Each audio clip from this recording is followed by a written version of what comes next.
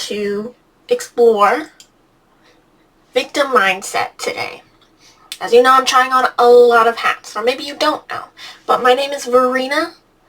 I don't know what I'm doing, but I'm trying on a lot of hats, and today I'm exploring mindset. I'm exploring maybe a little bit of a self-help sort of angle. I don't know. However you want to take it, the topic is victim mentality, victim mindset, victim complex, whatever you want to call it, we are talking about it. A lot of people close to me, myself included, have struggled with victim mindset, and it's very easy to fall into. Bad things happen. The world is hard. It is. And so, what is my hair doing? We're distracted. And so I really just want to talk to you today about it, because I think letting go of victim mentality has not only helped me escape depression, but helped me improve every single facet of my life. And I do credit this shift as the continued point of growth for me. And there are still aspects to it that I am working on presently to get myself into a higher state of flow. And I know you're thinking, like, this topic is so, like, I remember maybe 5 or 6 years ago, this was a huge topic in, like, the dude bro sphere before everything got very curated. Like, this was a topic that these bro podcasts would talk about. And they'd be like, you're ruining your life by not stepping up. It's just a lot. And it's also very dismissive. And there's something I do want to address before we get into it. And that there is an element here that I think relates to identity politics, some might say. And I do think these influencers, they approach it in kind of a demeaning way. And I think it's a tactic of white supremacy, which I in no way support at all. So if you're into that, get off my channel. And all people are welcome on my channel. Okay. Oh, now that's out of the way. You know what? It's not quite out of the way. I want to say there are things in this messed up, deeply sick society that do, in fact, stack the deck against people. And that's just true. That's just true. It is what it is.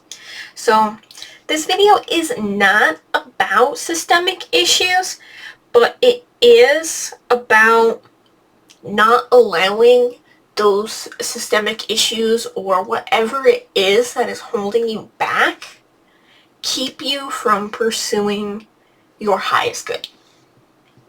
And it's also an exploration of how allowing life to defeat you this way, to hold you under its foot while you're squirming and never ever trying to get out from under it, but expecting to get out from under it, perhaps.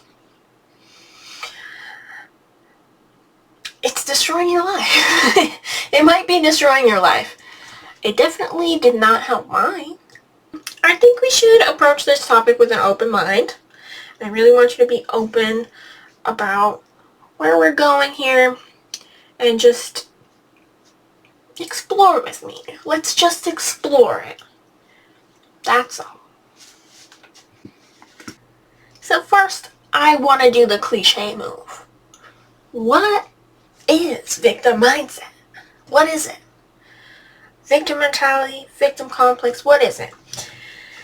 And just as a synthesis of things I've read over the years and very recently, I'd say victim mindset, as I'm coming at it, is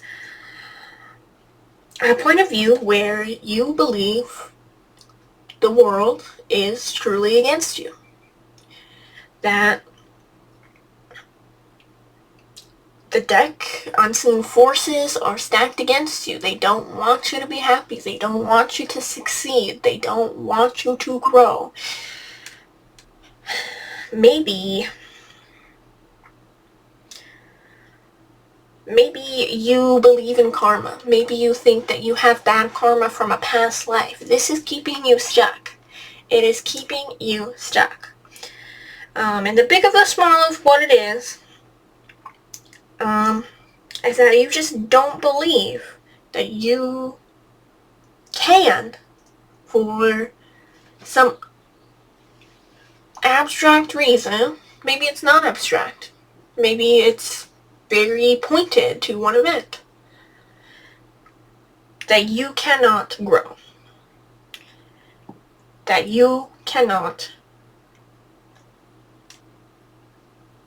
be better. And maybe you want to. Maybe you say you want to. Do you? If you're still doing all of these things, do you?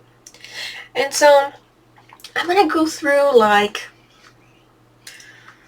if you're wondering, do I have victim mindset? Maybe I do.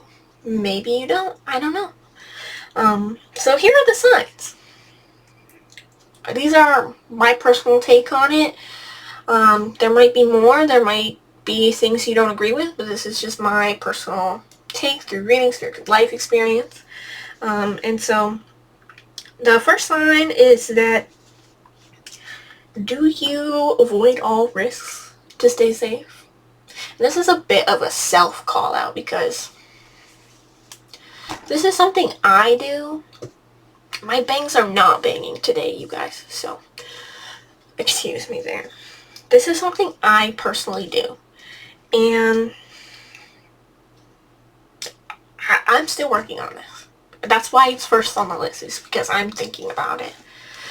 I keep myself from going new places, meeting new people, because I am afraid.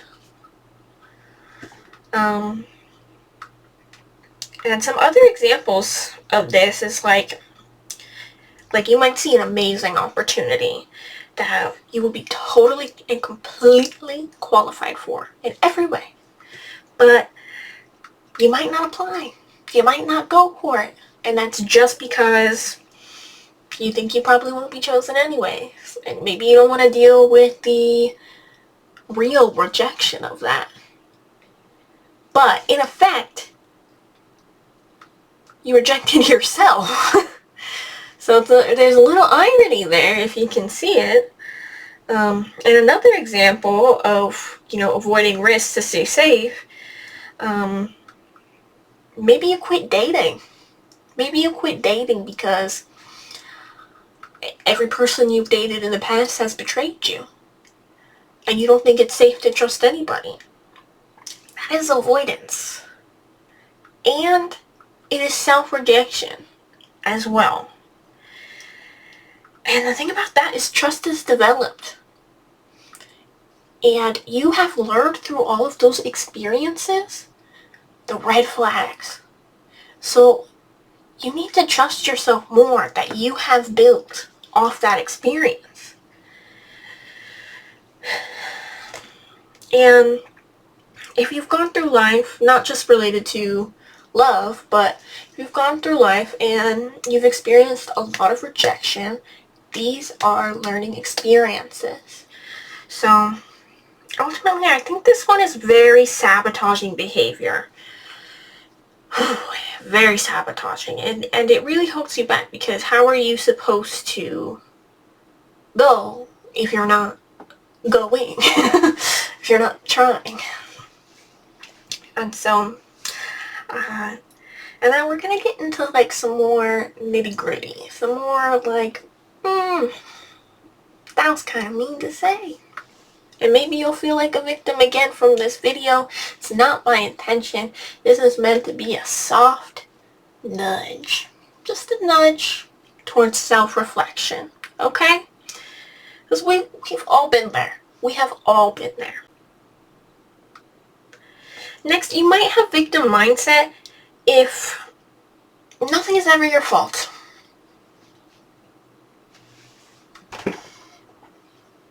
let's just sit with that for a minute. Now, I'm using a bit of accusatory language here, and I want to acknowledge it, but it's because I really want you to think about it and hear it. Is anything your fault? Because if it's not, you are lacking accountability towards yourself. Maybe you've never had a supportive boss. Maybe you didn't have the best parents. Maybe you're neurodivergent. Maybe you're black. There are, and this goes back to what I was saying in the beginning, there are things that do play against us in this life, that do stack against us. Me, myself, I'm a woman. I'm neurodivergent. I'm invisibly disabled. Some might say being invisibly disabled is a privilege. But all of those things do stack against me. They're not helpful. They don't help me grow. But I still have to move through them because ultimately we're stuck here. So there's nuance to that. But in life, you have to look at your life and ask yourself, not just think, not just get stuck in this thinking spiral. What am I going to do? What am I going to do? Moving on from that, you may also have a victim mindset and be letting it control you if you are constantly thinking about the past and your past traumas. Now, trauma happens. Like, the world is hard. It's happened to me. I've had to work through a lot of junk, and I still am. That's life. The world can be cruel. It really can be. And I'll be the first to tell you that. And if you're spending all your free time wondering why you're never going to get out from underfoot. Spending your time saying, why me? Why do I deserve this? You probably don't. You probably didn't deserve that thing that happened to you. You probably did not deserve it. You didn't. But you just can't stay stuck in it forever. A way that I would put this is you're allowing yourself to be terminally stuck in the pit of despair. Now, I don't like the sound of that. I want to be happy. I don't want to say that things that have happened were meant to have happened, because it's not a very helpful thought in a lot of contexts. But I will say that when you experience trauma, it is meant to be moved through. Not meant to be, but you have to move through it, or else you will get stuck. It is not a stopping point. You don't just experience trauma and then be in despair forever. That is not what you're meant to be here for. You weren't put on this earth to stay sad. And lastly, you might be in a victim mindset if the only thing that makes you feel okay is gaining sympathy from others. Now, ultimately, you wouldn't be stuck in the pit of despair if you didn't get something out of it. Sorry to shed that light on you. You're getting something out of the pit of despair. You are. Maybe this is the only way you feel like you can get attention from others. And I'm here to tell you that it's not. It's not. And why do you want that attention? Why would you want to be thought of with pity? Because that's what it is. There is a short line between sympathy and pity. And you'll know when you cross it. You probably already know you've crossed it. Well, maybe you're okay with that. Maybe you're getting favors. Maybe you're getting lighter treatment. You know? So, it's just not something you want to stay in. Now, it's natural and there's nuance to this completely. Let's take a shot every time I say nuance. But, and let me shed some doubt. Like, sometimes, you are the victim. Absolutely, you are. Bad things happen. And, you know, on another note, maybe you feel like if you move through your trauma, maybe it's not about other people at all. Maybe you feel like if you moved on, what happened to you didn't matter. And maybe you don't want yourself to forget. Maybe you don't want other people to forget. And I've been in this one too. And this is not to shame anybody. It's just to give you a thought. Like, maybe you're not thinking about it in the right way. And maybe that's what's keeping you from letting go. And there's a difference between letting go and forgetting. Two different things. You can move on. That doesn't mean you forget. What you need to do is marry those two thoughts. Move through. Learn from your experience. Do not forget. But do not let it hold you back either. You have to move through it. Made a very weird face when I said that. Just going back, when it comes to getting sympathy from others, it's what you do with that and for how long, you know, that makes the difference, that makes it come into question, or should make it come into question. Are you processing trauma? Or are you milking the sympathy card for all you can get? Or are you using self-pity to excuse yourself from the responsibility of taking accountability for what's happened in your life? Because if you want to change your life, that's the first thing. So there's a difference between genuinely needing sympathy because you're going through something and milking it, to be straight up. And I want to ask you, if you've been doing that, if you can be honest with yourself about that, about either of those things,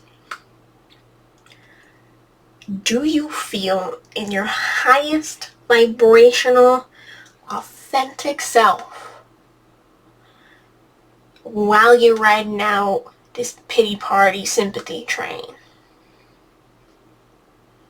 Because I'm willing to bet the answer is no. And not just a no, but a hard, definitive no. That you don't feel good from doing this at all. It's a scrap in your sea of despair. Why would you feel good when you're mentally and emotionally focusing on all of the bad things that have ever happened to you? Why would you feel good when that's all you're thinking about? That's why I call it the pit of despair. It's depression. It's a depression sort of coping mechanism, the victim mindset, in my opinion. And it's very damaging. It's very damaging. You cannot live your life thinking that nothing good is ever going to happen to you because of all the bad things that have already happened to you. And if you look back, you might even know in this moment that that's not true. Think about it. And let me ask you this question. How do you cultivate self-worth if you are constantly thinking that you're not good enough, that you're too this, that you're too that, or maybe you're not enough of this or enough of that? And I promise whatever you're thinking you're too much for, you're not. Whatever you're not enough for, you are. You are. And listen, the most exceptionally mediocre people sometimes rise to superstardom. Why? I'm sure you've heard this before on the internet, but it's audacity. It is the will to just do it, to put yourself out there. They're brave enough to say, hey, I don't know what will happen, but I'm going to put myself out there because this means something to me. And maybe it'll catch, maybe it won't. And that's what people do. And sometimes it does catch. And another reason it's damaging is because when you're stuck here, you make little to no progress in life. Even if you force yourself to try, if you are still stuck in these negative thought patterns, these negative self-beliefs, and that's a whole topic in itself, you are lowering your sense of self-worth. And people do not believe in you if you do not believe in yourself. You are lowering your vibration, and when you lower your vibration, you lower what you attract. You attract more negativity into your life. You attract other people who are bringing that same energy into your life. This will affect you in work. This will affect you in love. This will affect you in friendship.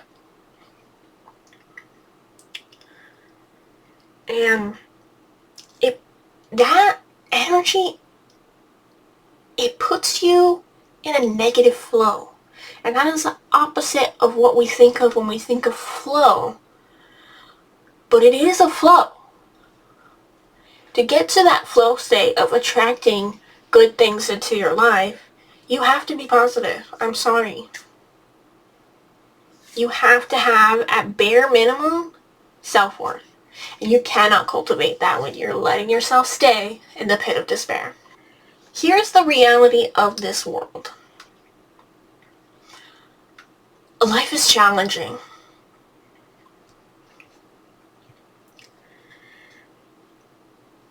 This is a fact, but how you face it, how you show up for yourself, how you evolve through these challenges, keyword being evolve,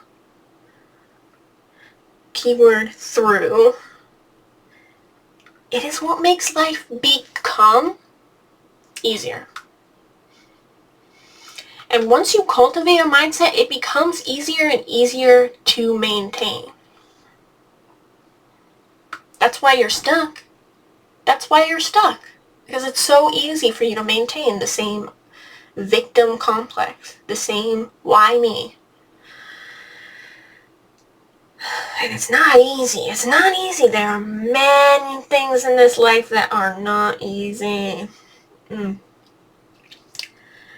But they do not become easy if we do not give ourselves permission to grow through them.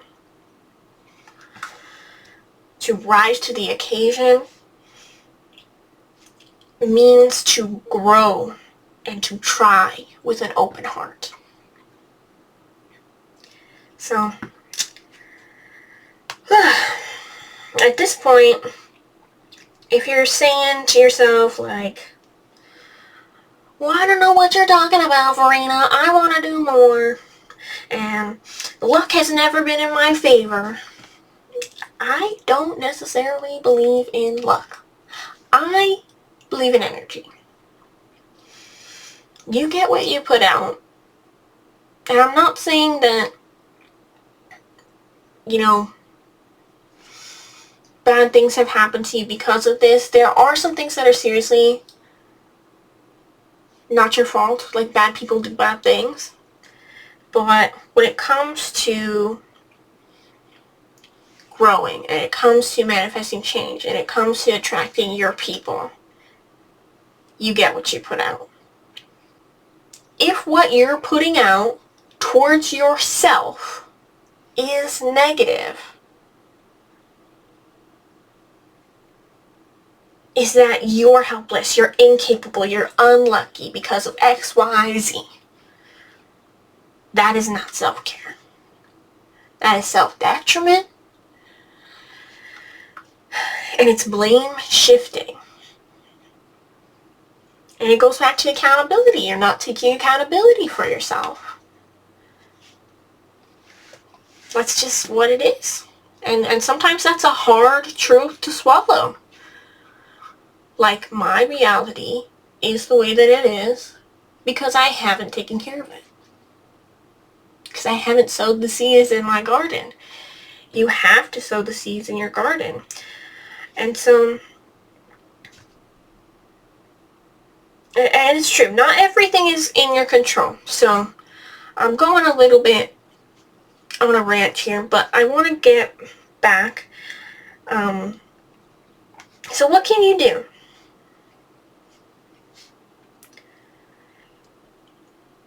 So what can you do? Number one, decide to look yourself in the eye, in the mirror, and tell yourself that enough is enough. Take accountability. Maybe you tell yourself that you've mourned who you were before this life-changing event happened enough. Maybe you've mourned who you could have been if society wasn't the way it is. Enough. Because I believe a lot of victim mindset is cemented in a sort of grief. A sort of grief for who you could have been. A sort of grief for the way it could be if only society wasn't racist, society wasn't misogynistic, society was more accommodating to people with disabilities. And that is a sort of grief. And I know heckin' well that a lot of the people I know went through this grief because of the pandemic. We've all been through that. So I want you to think back to that time too and ask yourself, how did I go about getting out of that? Because I think a lot of people have gotten out of that. Or if you're not, what can you do to get unstuck? And I'm going to hold your hand when I say this. If you are still stuck, it happened. We needed to mask up. We needed to isolate. It happened, and it's time to let it go. It's time to let it go. Not forget, let it go. And, maybe it's true that the deck is not particularly stacked in your favor. Maybe it's true that's not a lie you're making up. Okay. Acknowledge it and ask yourself, how am I going to navigate this thing? How are you going to move through this and with this? Because more than likely, whatever systemic issue that is stacked up against you is not going away. We cannot be movers and shakers if we are idle and complacent to the system that is intact. And it's oppressive to a lot of us. You have to take accountability for what you can control. I can't speak on every issue. I can't. But I can speak on mental health. And if I could go back and have someone who told me this, I would have been better off. Like, okay, Verena, you're ADHD. You don't have the perfect family life. You're shy. You weren't born rich. You can't do everything you want at a moment's notice. How are you going to move through it? How are you going to tackle these obstacles? These are more productive questions than maybe I was necessarily given by teachers, parents, people around me. How are you going to get through the obstacle? I feel like a lot of parents do not ask their children that these days. And this question, it builds self-sufficiency, it builds self-worth. The next thing you need to do is to just decide that you can. Just decide that you can. You are allowed. And not just that you're allowed to try, but that you can. Point blank period. That you can do it. Even if it's bad, you can. You can do it. You can. And it sounds so simple. And everyone struggles with self-doubt, me especially. You know, I'm here. I'm almost 30, and I'm just now trying this. So,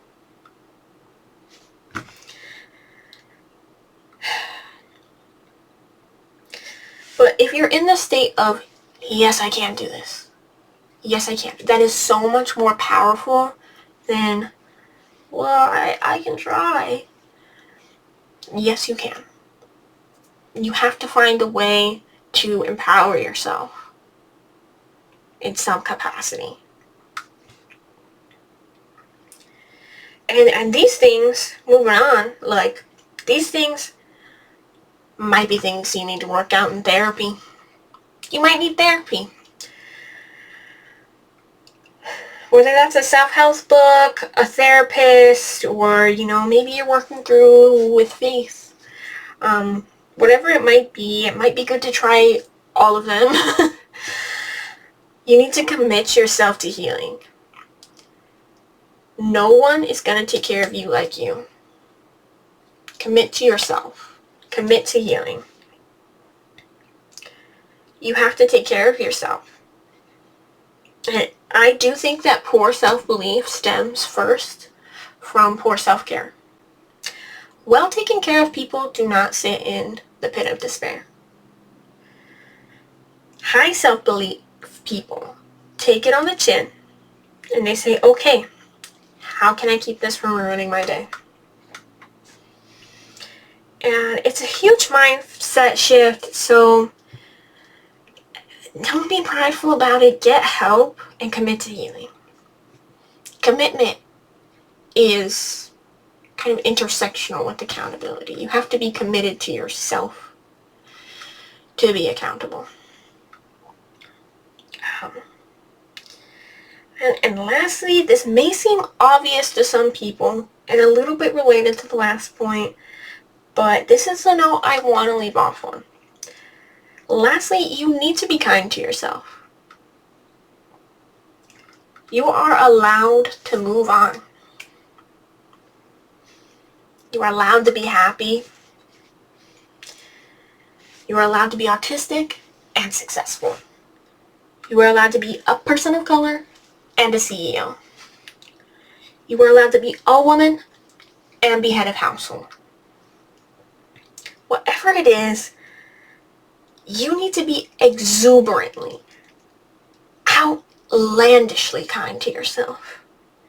More than you'd even imagine. Whatever you're imagining, step it up. Life is really, really hard. There's no reason not to be kind to yourself. There's no reason to sit in a self-pity party drowning. There's no reason. Being kind to yourself is allowing yourself to go for it. Being kind to yourself is allowing yourself to be a beginner again and to mess up. To learn something new. And maybe you mess up a few times. Maybe you mess up many times. That is still self-care as long as you learn. If you can take accountability for your thoughts, for your actions, if you can commit to healing, if you can commit to being kind to yourself and allowing yourself to fail. And have that be okay, have that be a positive learning experience. You can start to sculpt your thoughts. You can start to sculpt your action into a flow, into the flow state that brings you to a higher place of being. And it becomes easier the more you do it. And you want to be in a higher vibration. You need to be in a higher consciousness. If you really want those things that you say you want, you have to be in a higher state of self-worth, of positivity. Life is not for wallowing. Whoever you are, whatever has happened, maybe whatever you've done, you are not on this earth to simply sit in your trauma. You are meant to thrive. You are meant to learn. You are meant to grow. You are meant to experience joy. And you're meant to experience how good it can get. And I promise you that the moment you are in flow, your manifestations will start moving and shaking faster than you can even imagine. So, that's it. Thank you for listening. I hope you got something out of it. If you didn't, please don't leave me a hate comment. I'm sensitive.